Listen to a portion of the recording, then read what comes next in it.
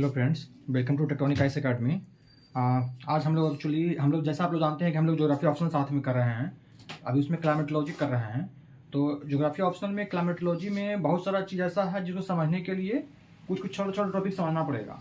जैसे कि हम लोग क्लाइमेटोलॉजी में हम लोग पढ़ते हैं मतलब एयर मास के बारे में पढ़ते हैं, फ्रंट्स के बारे में पढ़ते हैं, साइक्लोन्स के बारे में पढ़ते हैं। साइक्लोन में भी ट्रॉपिकल साइक्लोन, टेम्परेट साइक्लोन पढ़ते हैं। तो साइक्लोन्स वगैरह बेसिकली समझने के लिए ना एयर का मूवमेंट समझना पड़ेगा, तभी तो समझ में आएगा ना कि साइक्लोन किधर मूव कर रहा है। साइक्लोन बेसिकली एयर के डायरेक्शन में मूव करता है, तो उसके लिए वो सब समझने के लिए ना छोटा छोटा चीज समझना जरूरी है। जैसे इसमें से एक कोरियोलिस फोर्स है, इसके बाद एक रॉसबी वेव्स बोलते हैं, वो भी समझना पड़ेगा। तो आज इसको हम समझ लेते हैं। छोटा सा टॉपिक है तो 4 मिनट में खत्म हो जाएगा। कोरियोलिस फोर्स समझ लेते हैं। समझते हैं ना कि ये एक टेबल है। जैसे अर्थ गोल होता है ना, अर्थ राउंड होता है ना, उससे समझते हैं ये एक टेबल है जिसमें कि ये ईस्ट है, ये वेस्ट है, ये नॉर्थ है, ये साउथ डायरेक्शन है। अर्थ है जो वेस्ट ईस्ट की तरफ घूम रहा है, मानते हैं कि वेस्ट से ईस्ट की तरफ घूम रहा है, ठीक है ना। अब यहाँ पे 4 लोग बैठे हुए हैं, यहाँ पे 4 लोग बैठे हुए हैं। नंबर 1 पर्सन है, नंबर 2 है, नंबर 3 है, नंबर 4 है, ठीक है। ये ईस्ट डायरेक्शन में घूम रहा है, वेस्ट से ईस्ट के डायरेक्शन में जा रहा है। वेस्ट है ना ये, तो वेस्ट से ईस्ट जा रहा है, ठीक है ना। इस तरह से घूम रहा है।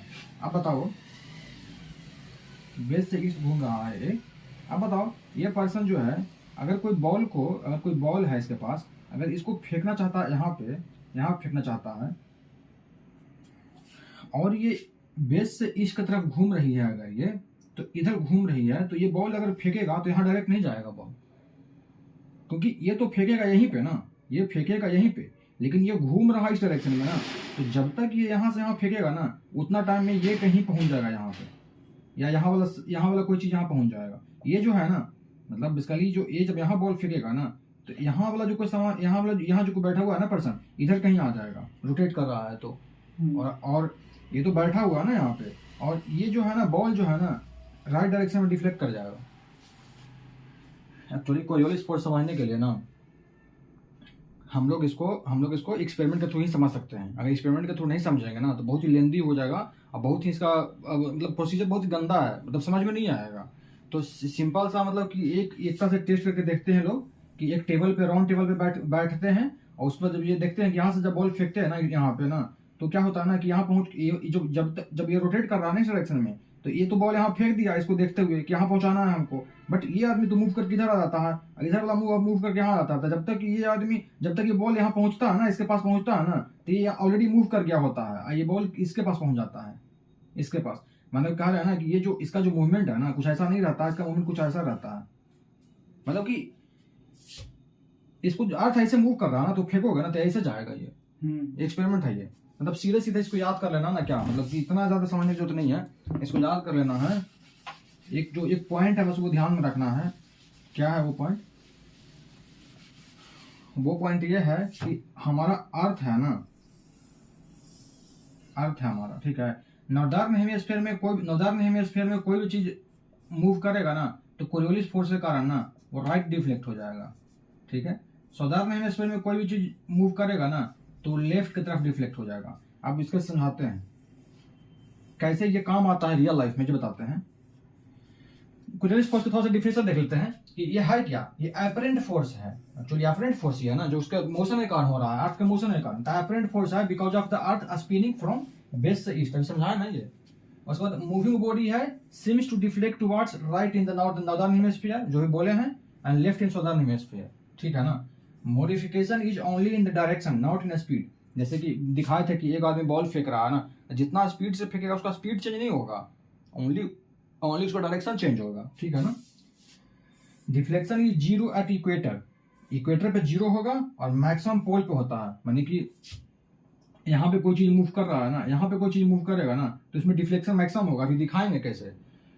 और इक्वेटर पे एकदम इक्वेटर के पास में जो रहेगा ना, उसमें मिनिमम डिफ्लेक्शन होगा। इक्वेटर पे कर देंगे ना, तो उसका 0 हो जाएगा डिफ्लेक्शन, क्योंकि वहीं से तो घूम ही रहा है ना, यहीं से तो घूम ही रहा है ना। कोई भी चीज अगर यहाँ का कोई चीज, अगर सपोज अगर ये अर्थ का इक्वेटर है और ये अर्थ का सेंटर है, तो अर्थ के जब जितना इसके पास जाएंगे ना, अगर कोई यहाँ वाला जो पार्टिकल्स है ना, वो बहुत तेजी में घूमेगा, और यहाँ वाला पार्टिकल्स बहुत ही स्लो घूमेगा, क्योंकि बहुत ही कम डिस्टेंस कवर करना है उसको। जैसे कि यहाँ पे कोई पॉइंट ए है, यहाँ पे कोई पॉइंट बी है, तो ये इसको ज्यादा डिस्टेंस कवर करना है सेम टाइम में। इसको कम डिस्टेंस करना है सेम टाइम में रोटेट कर रहा है तो ये थोड़ा स्लो होगा, ये बहुत ही फास्ट रोटेट करेगा, ये करेगा ना। तो इसलिए क्या होता है ना कि ये जो जैसे जैसे घटते जाएंगे ना, सेंटर की तरफ आते जाएंगे ना, तो उसका स्पीड घटते जाएगा। हम सेंटर पे पहुंच जाएंगे ना इक्वेटर पे, तो उसका स्पीड 0 हो जाएगा, बहुत कम हो जाएगा एकदम। तो इसलिए यहाँ पे जब उसका मतलब जब अर्थ का स्पिनिंग इफेक्ट ही नहीं रहेगा तो कोरियोलिस फोर्स कैसे लगेगा। इसलिए इक्वेटर पे उसका 0 होता है और पोल पे उसका मैक्सिमम होता है। बस ध्यान में रखना है, ध्यान में रखना ये दोनों पॉइंट। और इक्वेटर पे होता है 0 और पोल पे होता है मैक्सिमम, ये दो चीज ध्यान में रखना है, ठीक है ना। इसके अलावा ये सब ज्यादा दिमाग मत लगाना कुछ है। Coriolis always act as 90 degree to the moving body, moving body पे हमेशा 90 डिग्री लगता है। ये बताते हैं कैसे। जैसे कि देखो पहले ये देख लो, ये इक्वेटर है, ठीक है ना, ये इक्वेटर है, ये लो प्रेशर है, ठीक है ना। ये क्या है, हाई प्रेशर, ये इक्वेटर है, ये क्या है, ये सब ट्रॉपिकल, सब ट्रॉपिकल, हाई प्रेशर, ठीक है, सब पोलर, लो प्रेशर, सब polar, low pressure, low pressure, polar, polar, high pressure, high pressure, ठीक है। उसी तरह से यहाँ भी सब tropical, high pressure, high pressure, सब पोलर, सब polar, low pressure, low pressure और पोलर, हाई, हाई प्रेशर। यहाँ पे हाई प्रेशर है, यहाँ पे लो प्रेशर है, हाई प्रेशर है ना, यहाँ पे लो प्रेशर है। इधर यहाँ से हवा चलेगा, लो प्रेशर की तरफ चलेगा हवा, लेकिन क्या बोल रहे हैं कि नॉर्दर्न हेमिस्फीयर में राइट की तरफ मुड़ जाएगा। इसका राइट किधर होगा, इसका राइट इधर चल रहा है, इसका राइट इधर होगा, इधर चले, हमारा उल्टा है ना, इसका राइट इधर होगा ना। हाँ हाँ, तो इस तरह से डेवलप कर जाएगा, विंड के डायरेक्शन में राइट हो, हैं? विंड के डायरेक्शन हाँ, जो उसका राइट, राइट मुड़ जाएगा, मतलब जो इधर चल रहा है उधर उसका राइट ना मुड़ेगा ना। जैसे कि अब देखो यहाँ इस डायरेक्शन में होगा, इसका मतलब ये सारा बिंड जो चलेगा ना यहाँ से, ये चलना चाहेगा यहाँ, पहुंच जाएगा यहाँ, माने इस तरह से बिंड ये चलेगा, ठीक है ना। यहाँ देखते हैं चलना चाहेगा इधर हाई से लो, लेकिन ये लेफ्ट मुड़ जाएगा, साउथ में लेफ्ट मुड़ जाएगा, तो कुछ ये ऐसा जाएगा, माने चलना चाहेगा यहाँ से यहाँ, लेकिन पहुंच जाएगा इस तरह से, माने कि इस तरह से ये विंड का डायरेक्शन होगा, ठीक है। ये ईस्ट से आ रहा है, ये भी ईस्ट से आ रहा है, अब वेस्ट की तरफ आ रहा है, तो इसको बोलेंगे ईस्टर्ली, नॉर्थ ईस्टर्ली, और ये साउथ ईस्टर्ली। हाँ, ये नॉर्थ ईस्टर्ली, ये साउथ ईस्टर्ली, ठीक है, ईस्टर्ली बोलेंगे इसको, ठीक है ना। यहाँ देखो ये हाई प्रेशर है, लो प्रेशर है, यहाँ से चलना चाहेगा, सॉरी हाँ, ये चलना चाहेगा लो प्रेशर की तरफ चलना चाहेगा ना, लेकिन ये नॉर्दर्न हेमिस्फीयर में राइट मुड़ेगा, तो ये ऐसा मुड़ जाएगा ना, इसका राइट इधर है, इसका राइट इधर है, ऐसे मुड़ जाएगा, मतलब कि जो बिंदु चलना चाहेगा यहाँ पहुंचेगा, इस तरह से पहुंचेगा, ठीक है। यहाँ से देखो ये हाई प्रेशर से लो प्रेशर चलना चाहेगा ऐसे, लेकिन इसका लेफ्ट साइड में, साउथ में लेफ्ट, तो राइट इधर है, लेफ्ट उधर है, तो ऐसे मुड़ जाएगा सारा में,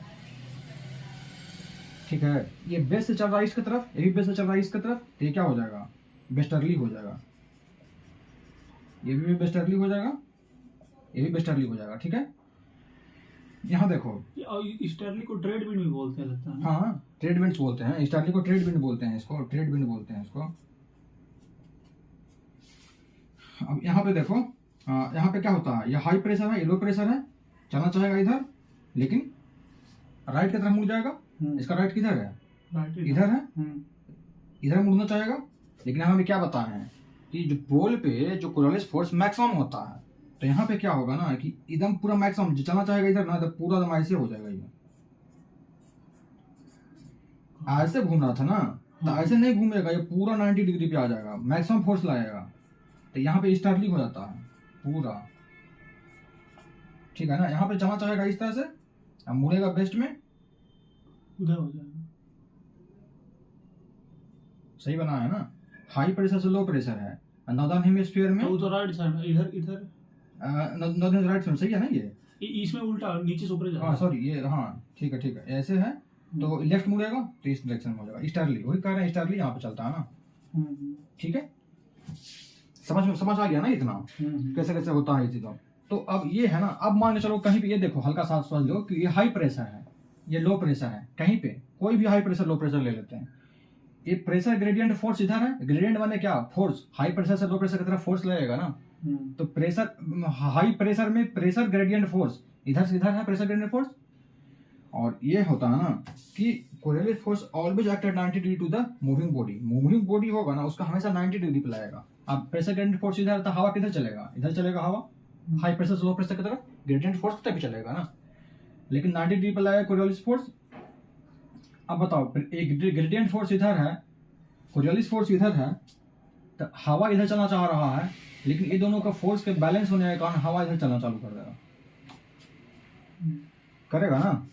फिर क्या हो रहा है, अब इसके परपेंडिकुलर लगेगा, हमेशा 90 डिग्री पर लगता है मूविंग बॉडी के, तो मूविंग बॉडी ये बिंड है, ये बिंड है ना मूविंग बॉडी। अब इसके परपेंडिकुलर तो कुछ ऐसा आ जाएगा परपेंडिकुलर में, इसका 90 डिग्री कोरियोलिस फोर्स आ जाएगा ना, कोरियोलिस फोर्स इधर। अब ये कोरियोलिस फोर्स इधर है, ये इधर है, तो ये दोनों का बैलेंस करके देखेगा ना, तो ये कुछ ऐसा इस डायरेक्शन में आ जाएगा बिंड। ऐसे करते करते फिर अब यहाँ आएगा तो इसका परपेंडिकुलर होगा। इस तरह से करते करते क्या होगा ना कि एक बार ये इस डायरेक्शन में है ना, जैसे करते करते बिंड यहाँ आ जाएगा, ठीक है। तो कोरियोलिस फोर्स कैसे हो जाएगा, ऐसे हो जाएगा परपेंडिकुलर। अब ये दोनों फोर्स कैंसिल आउट हो जाएगा, तो बिंड इस डायरेक्शन में हमेशा मूव करेगा। माने अगर ऐसा कंडीशन हो ना, तो ऐसा नहीं है कि कंप्लीटली और भी मूव कर जाएगा। अगर ये दोनों बैलेंस हो गया ना, तो ये इस डायरेक्शन में मूव करेगा बिंड। अगर कोरियोलिस फोर्स अगर चेंज होते चला गया, लगते चला गया, कोरियोलिस फोर्स अगर ज्यादा है तो ये परपेंडिकुलर पे आ जाएगा एकदम पूरा, समझ रहा है ना। यहाँ पे कोरियोलिस फोर्स है ना पूरा परपेंडिकुलर आ गया है यहाँ पे, यानी कि जो बिंड का प्रेशर ग्रेडियंट फोर्स था ना उसका परपेंडिकुलर आ गया यहाँ पे दम। कोरियोलिस फोर्स मैक्सिमम है यहाँ पे, समझ रहा है ना। ये कंसेप्ट जब समझाएंगे ना आगे, ये कंसेप्ट जब समझाएंगे आगे, रोजबी वेब समझाएंगे तो वहाँ पे समझाएंगे, समझ आ गया ना। ये सब है, बस ज्यादा कुछ दिमाग लगाना नहीं है, बस इतना ही, ये सब कुछ समझना नहीं है, बस इतना ही समझ लो कि नॉर्दर्न हेमिस्फीयर में राइट लगता है, साउदर्न हेमिस्फीयर में लेफ्ट लगता है, इक्वेटर पे 0 होता है, पोल पे मैक्सिमम होता है, बस। क्योंकि ध्यान रखना, क्योंकि पोल पे मैक्सिमम है तभी तो इधर मुड़ गया है ना ये, ठीक है ना।